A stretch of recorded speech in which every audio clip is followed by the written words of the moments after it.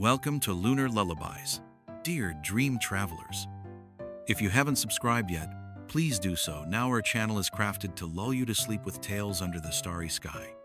Tonight's story, Don Quixote and the Windmills of Modernity, whisks us into an absurd world where an old knight and his loyal squire, Sancho Panza, picture Don Quixote, a lanky 60-year-old dreamer with gray hair, still wearing a rusty helmet and clutching a lance, believing himself a knight.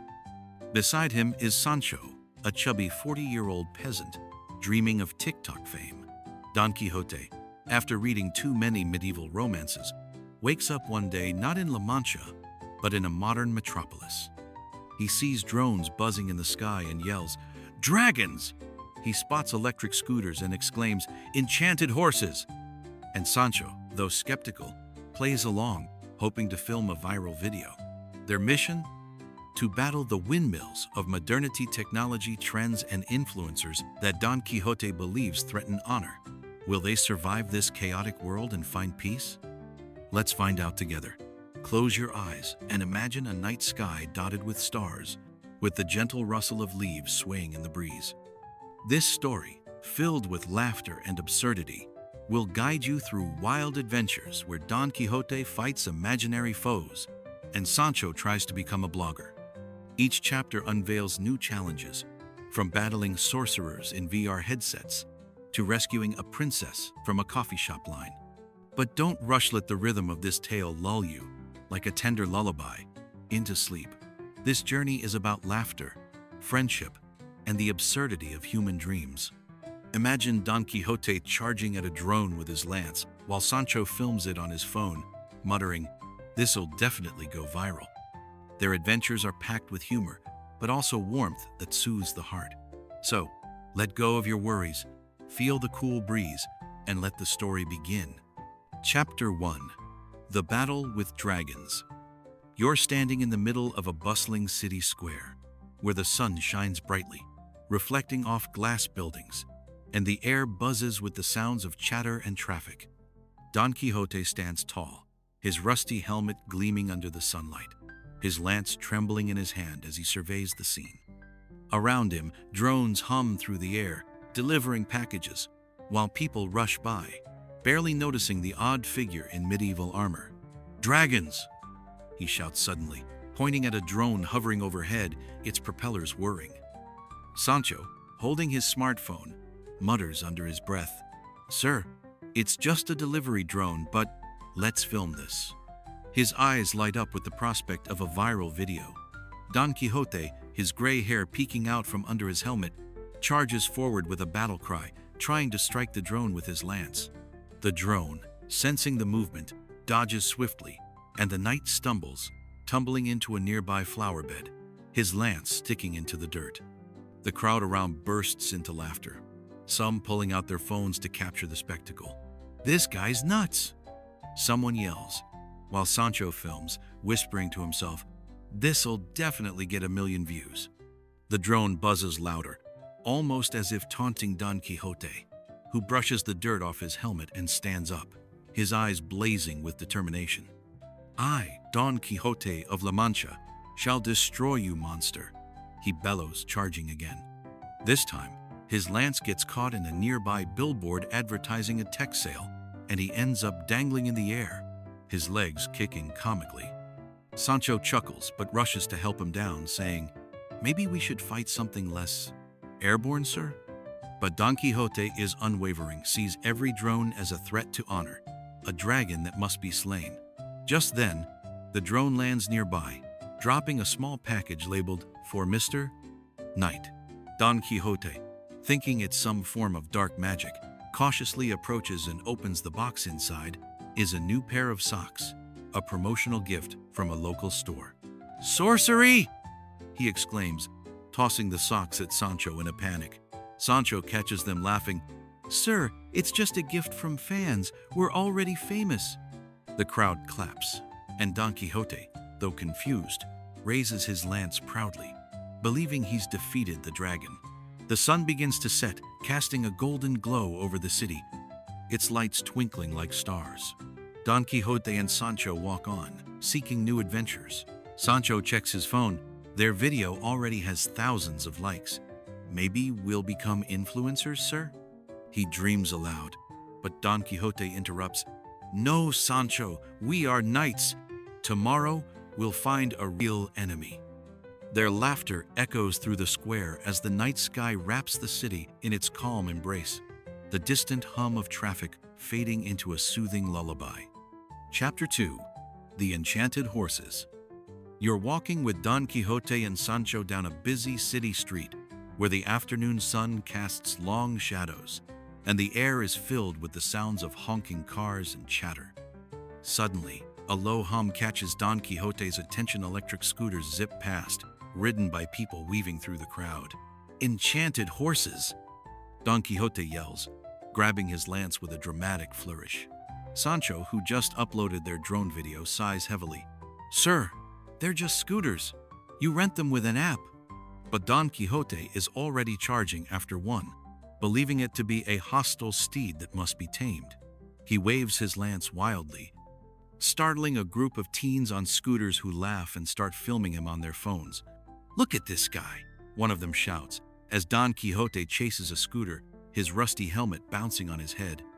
The rider, a young woman, speeds up, giggling at the strange old man in armor running after her. Don Quixote shouts, I shall free you from this beast, fair citizen, but trips over a crack in the sidewalk, tumbling into a pile of leaves.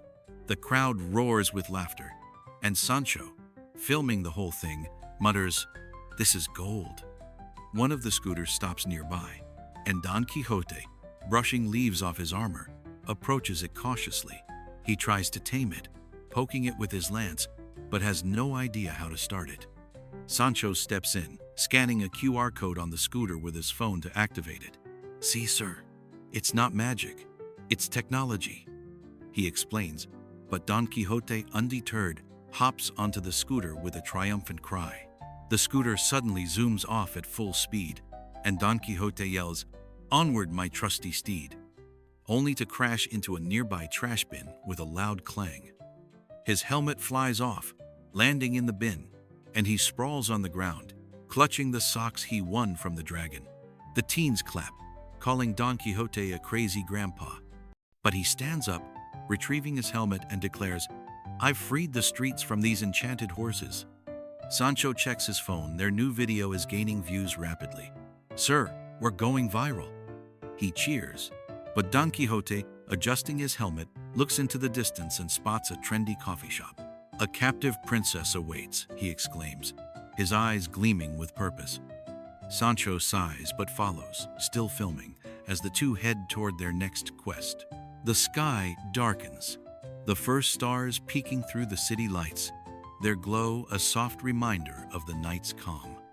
The sound of scooters fades, replaced by the gentle rustle of leaves in the breeze, as Don Quixote and Sancho march on, their laughter mingling with the evening air, promising more absurd adventures. Chapter 3. The Princess in the Coffee Shop. You're following Don Quixote and Sancho as they approach a trendy coffee shop, its glass windows glowing warmly in the evening light, the scent of roasted beans wafting through the air. Don Quixote bursts through the door, his helmet clanging against the frame, startling the patrons inside. A long line of people waits at the counter, where a barista takes orders with a tired smile. There she is, the captive princess, Don Quixote declares, pointing dramatically at the barista. Sancho whispers, Sir, she's just working, but let's film this. He pulls out his phone, ready to capture another viral moment. Don Quixote strides toward the line, waving his lance and shouting, Release the princess, you peasants! The people in line laugh, some snapping photos, while others murmur, Is this a prank?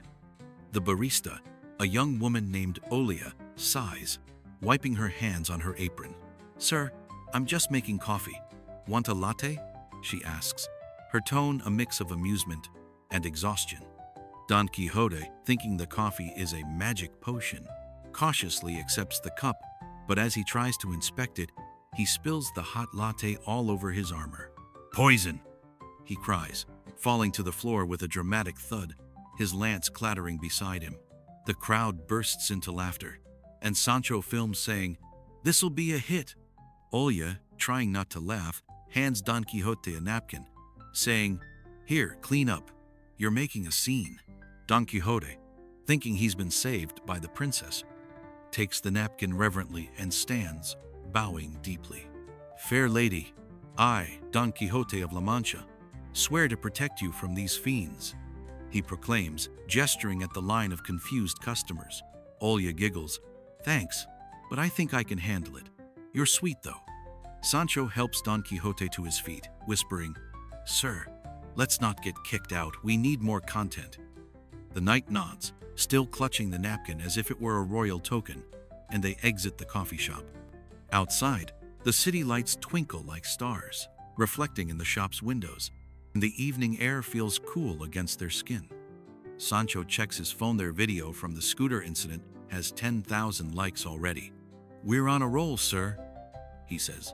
But Don Quixote, adjusting his helmet, gazes at the stars and murmurs, "My quest continues. There are more foes to vanquish." They walk down the street, the sound of their footsteps mingling with the distant hum of the city. As the night sky deepens, it stars a quiet guide. The rustle of leaves in the breeze and the faint glow of the moon create a soothing backdrop, wrapping their absurd journey in a gentle lullaby, hinting at more adventures to come. Chapter 4. Sorcerers in VR.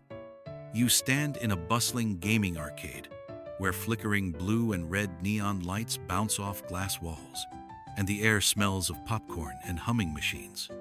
Don Quixote, clutching his lance, suspiciously eyes a group of teens waving their arms in invisible worlds, wearing VR headsets. His gray hair sticks out from under his rusty helmet, his eyes burning with determination. "Sorcerers," he exclaims, pointing at a player dodging an imaginary dragon. "They're enchanting souls with their magic helmets." Sancho, holding his phone, tries to calm him. "Sir, it's just a game. They're playing in made-up worlds like we used to listen to fairy tales." But Don Quixote doesn't listen. His imagination, fueled by medieval romances, paints a picture of dark wizards stealing innocent souls. He grips his lance tighter and charges at the nearest teen, a 15-year-old boy named Max, who's battling a virtual orc. "Free yourself, young one, from the sorcerer's chains," Don Quixote shouts, swinging his lance so close that Max yanks off his headset and jumps back, nearly falling. "Dude, are you crazy?" he yells as his friends laugh, filming it all on their phones. Sancho grabs Don Quixote's arm. "Sir, stop, or they'll kick us out." Max, realizing this is a quirky but harmless old man, laughs and offers, "Hey, wanna try? It's fun." Don Quixote, seeing this as a challenge of honor, agrees, though he mutters, "I'll destroy this magic from within." The teens, giggling, put the VR headset on him, and Don Quixote finds himself in a medieval world where a fiery dragon soars above a castle, and knights clash with swords. His eyes widen in awe. "This is my world," he shouts, swinging his lance, nearly smashing a gaming machine in reality. In the VR world, Don Quixote sees himself as a knight in shining armor, his lance glowing with magic, the dragon roaring as it hurls fireballs at him. "For honor!" he cries, charging at the beast, but in reality, his movements are chaotic trips over cables, flails his arms as if fighting an invisible foe, and yells, "Die, monster!" The teens laugh hysterically, and Sancho films it all, whispering, "This'll be our best video yet." One kid, Artem, comments, "This guy's a legend. He fights better than we do." But suddenly, Don Quixote, too caught up, removes the headset as his head spins. He drops to his knees, clutching his helmet, and declares, "I've defeated the sorcerers. Their magic is broken." The teens clap, dubbing him the VR Knight, and Max adds, "You gotta come back, man. We'll make a whole tournament for you." Don Quixote, though confused, stands proudly, holding his lance, and nods. "I'll return, young warriors, if honor calls." Sancho checks his phone. Their video is already racking up thousands of views, and he dreams, "Sir, we're gonna be stars, but maybe next time without the lance?" Don Quixote smiles, gazing at the stars shining through the arcade window, and replies, "Sancho, my lance is my soul. Now come, I see a new enemy." They step outside, where the night sky embraces the city with its calm, and the rustle of leaves on trees whispers a lullaby, beckoning new adventures. Chapter 5. The Influencer, Sorcerer. You're walking with Don Quixote and Sancho through a green park in the city center, where sunlight filters through the leaves, casting golden patches on the grass, and the distant hum of cars blends with birdsong. Don Quixote, with his lance over his shoulder, suddenly stops, his eyes narrowing as he spots a young girl filming a TikTok dance, her phone on a tripod. Her bright clothes and rhythmic moves seem suspicious to him. A sorceress with a magic mirror, he cries, pointing at the phone. She's enchanting souls, forcing them to dance for dark forces. Sancho, who was just checking their views, sighs, "Sir, it's just TikTok. She wants to get famous like us." But Don Quixote has already aimed his lance, his helmet gleaming in the sun, his gray hair fluttering in the breeze. He charges at the girl, shouting, "Free yourself, young lady, from this cursed mirror." The girl, named Lisa, stops abruptly, her eyes widening in shock as she sees a strange old man in armor rushing toward her. "What?"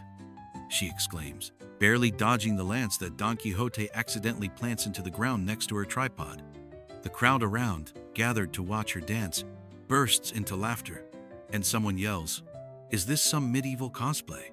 Sancho grabs Don Quixote's arm, pleading, "Sir, stop, you'll scare her."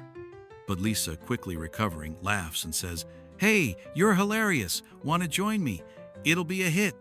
Don Quixote, thinking this is a trick by the sorceress, initially refuses, but Sancho whispers, "Sir, this is our chance to get even more famous." The knight reluctantly agrees, muttering, "If this helps break her spell." Lisa starts the music, and Don Quixote, holding his lance, awkwardly mimics her moves. His long legs tangle, his helmet slips over his eyes, and his lance nearly knocks over the tripod. But the crowd cheers, shouting, "Go, Grandpa!" Sancho films it all, laughing, "Sir, you dance like a true knight." Don Quixote, though sweaty, suddenly feels a burst of joy. His moves grow bolder, and he even adds his own knightly flourish, swinging his lance as if fighting a dragon. Lisa laughs. "You're a star. What's your name?" "I am Don Quixote of La Mancha," he proudly replies, and the crowd erupts in applause. The video goes viral fast, and Sancho, checking his phone, cheers, "Sir, we've got 20,000 likes. We're famous." But Don Quixote, seeing the comments on the screen, thinks they're curses and declares, "These writings are magic.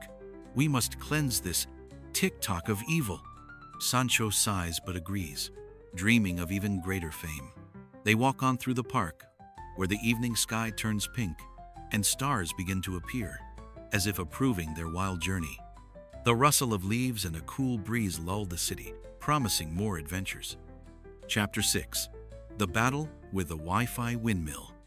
You're walking with Don Quixote and Sancho down a quiet street, where old trees sway in the breeze, and the evening sun casts long shadows on the cobblestones. Suddenly, Don Quixote stops, his gaze falling on a small white Wi-Fi router mounted on a pole. Its antennas stick out like wings, and the blinking green light looks like a magical eye to him. "A sorcerer's windmill," he shouts, gripping his lance. "It steals souls, sending invisible curses." Sancho, scrolling through comments on their latest video, sighs, "Sir, it's just Wi-Fi. It gives us internet so we can post our videos." But Don Quixote doesn't listen. His imagination conjures a giant monster, releasing invisible threads that ensnare people's souls. "I'll destroy this magic," he declares and charges at the pole, swinging his lance. One strike hits the router. The green light goes out, and the signal disappears across the neighborhood. People around start to panic. Someone yells, "My stream just crashed," while another mutters, "What the heck? The internet's gone." Sancho grabs his head. "Sir, what have you done? That was our connection to our fans." Don Quixote, standing proudly by the pole, holds his lance as if he's just slain a dragon. "I've saved these poor souls from magic," he proclaims, looking at the crowd that's starting to curse him. A man holding a laptop shouts, "You broke my Wi-Fi, old man. I was in a Zoom meeting." Don Quixote, thinking this is a sorcerer's ritual, replies, "Fear not, peasant, I've freed you from your chains." Sancho, trying to salvage the situation, films it all, whispering, "Maybe this'll become a meme." Meanwhile, teens from a nearby house who were playing an online game run outside, furious about losing their signal. "Who did this?" one of them yells, spotting Don Quixote. The knight proudly raises his lance. "I, Don Quixote of La Mancha, have destroyed this windmill." The teens freeze for a moment, then burst out laughing. "It's that guy from TikTok." They ask to take selfies with him, and Sancho, though sighing, agrees, thinking, maybe this isn't so bad for our content. Sancho explains what Wi-Fi is to Don Quixote, but the knight just shakes his head. "It's magic, Sancho, and I'll prove it yet." They walk on as night falls over the city, the stars shining above the old trees. The rustle of leaves and a cool breeze lull the streets, and Don Quixote, looking at the sky, whispers, "Tomorrow we'll find a real enemy." Sancho nods. Checking his phone, their new video is already gaining views, and he dreams of the fame that lies ahead. Chapter 7. The Princess on a Scooter. You're walking with Don Quixote and Sancho along a wide avenue where the evening sky turns a deep blue and streetlights cast a soft glow on the pavement. Suddenly, Don Quixote stops, his eyes lighting up as he sees a young girl speeding by on an electric scooter, her hair fluttering in the wind. "A princess kidnapped by an enchanted horse!" he exclaims, gripping his lance. Sancho, who just uploaded their Wi-Fi video, sighs. "Sir, it's just a scooter. She's probably rushing home." But Don Quixote is already running after her, his helmet clanging, his lance trembling in his hand. "I'll save you, fair lady," he shouts, trying to catch up with the scooter. The girl, named Anya, turns around, sees the odd old man in armor, and laughs, speeding up. "Grandpa, it's just a scooter," she yells. But Don Quixote doesn't give up. He runs faster but trips over a curb and falls into some bushes, his lance getting stuck in the branches. The crowd around laughs, and Sancho runs after him, filming, "Sir, this'll be a hit."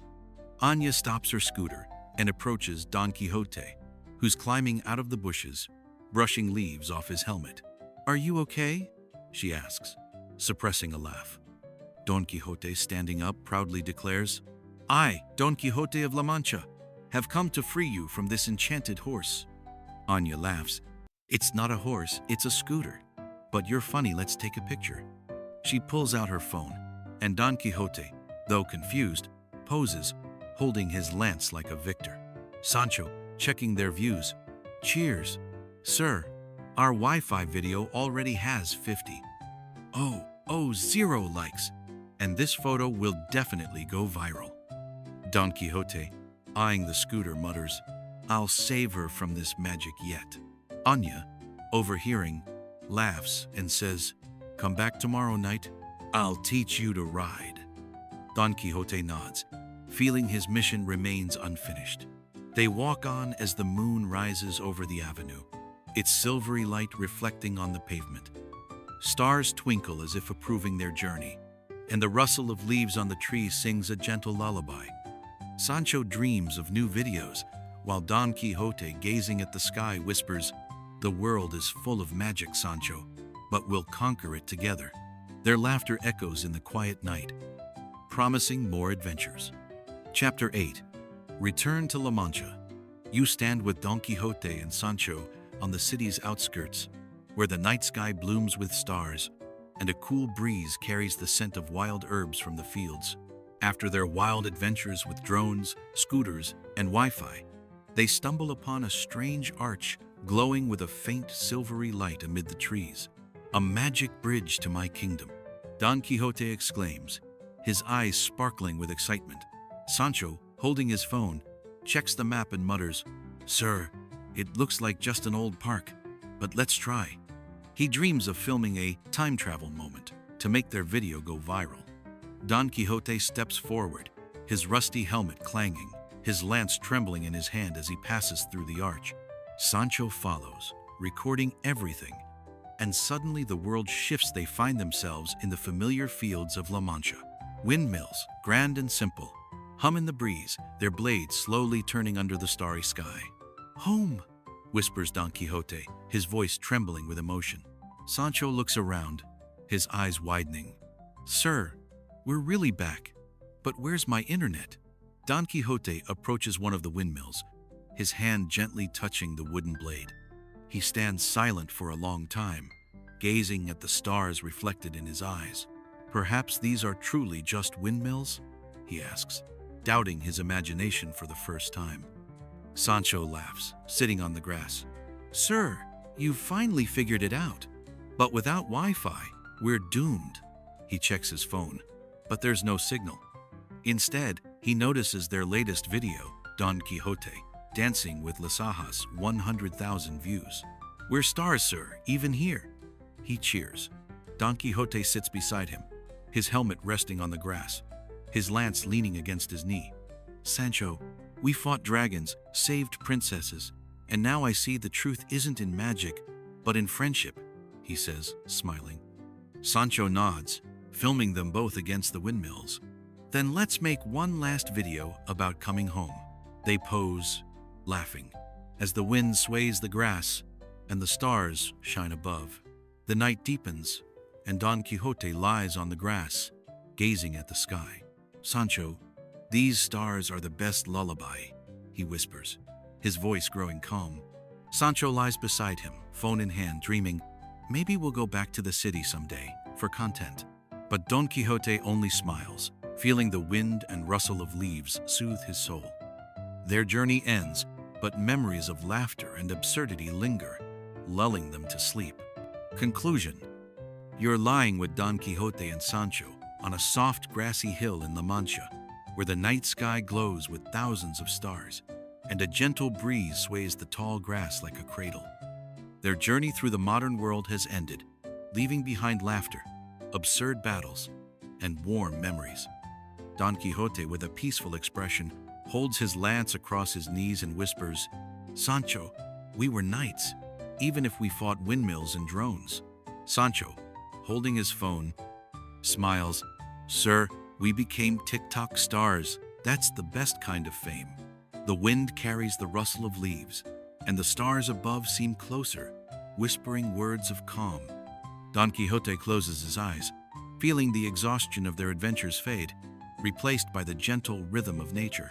This world is full of magic, but true strength lies in laughter and friendship, he murmurs, his voice fading into the night sounds. Sancho nods, turning off his phone. "Maybe we won't go back to the city, but our videos will live forever." You listen to their conversation, and your mind fills with peace. This story, brimming with humor and absurdity, ends here, on these fields where windmills hum as if singing a lullaby. Imagine the stars dancing above you, their light touching your skin, the wind wrapping around you like a warm blanket. Don Quixote and Sancho fall asleep under this celestial canopy, their breathing blending with the night's rhythm.